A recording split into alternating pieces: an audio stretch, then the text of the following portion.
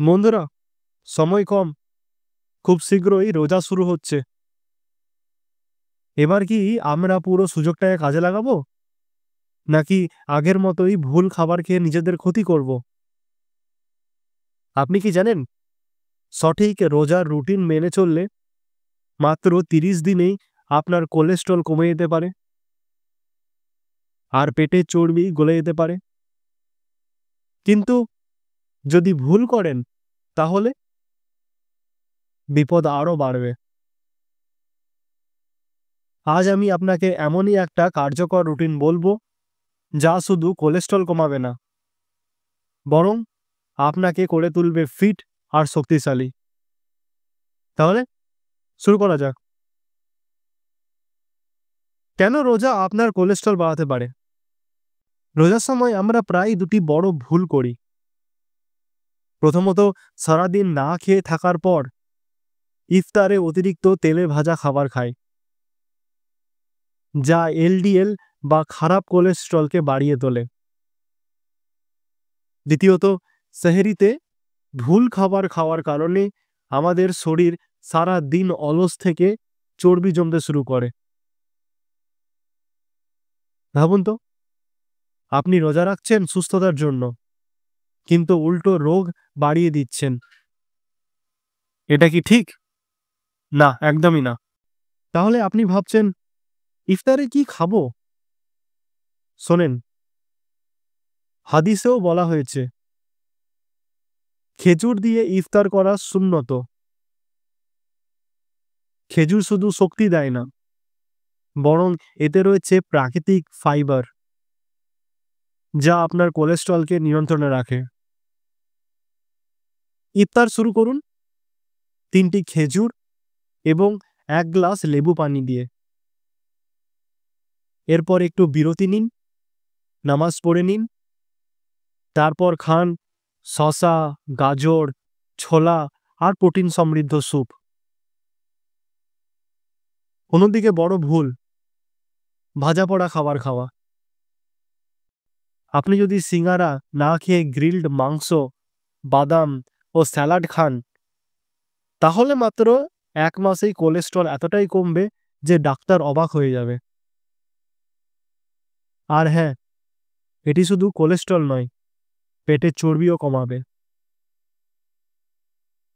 এবার আসি সেহরির কথায়।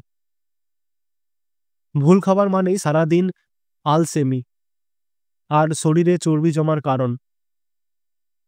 তাহলে কি করবেন? সেহরিতে খাবেন ওটস, ডালিয়া, ডিম, দই, বাদাম আর প্রচুর পানি। কোনগুলি ভুলেও খাবেন না। অতিরিক্ত ভাত, রুটি, মিষ্টি বা প্রসেসড খাবার, এগুলো আপনার কোলেস্ট্রলকে বাড়িয়ে দেবে। একটি সহজ প্রশ্ন, আপনি কি চান দিন শেষে ক্লান্ত হয়ে পড়তে, নাকি চান সারাদিন এনার্জিতে থাকতে? যদি এনার্জি চান, তাহলে এই তালিকা মেনে চলুন। অনেকে ভাবেন রোজায় ব্যায়াম করা উচিত নয়। এটা একটা বড় ভুল। হালকা হাঁটা, স্কিপিং আর স্ট্রেচিং করলে কোলেস্ট্রল অনেক দ্রুত কমবে। এবং সবথেকে গুরুত্বপূর্ণ ব্যাপার, পানি। সারাদিন পানি পান করা যায় না, তাই সেহরি থেকে ইফতার পর্যন্ত অন্তত 8 গ্লাস পানি পান করুন।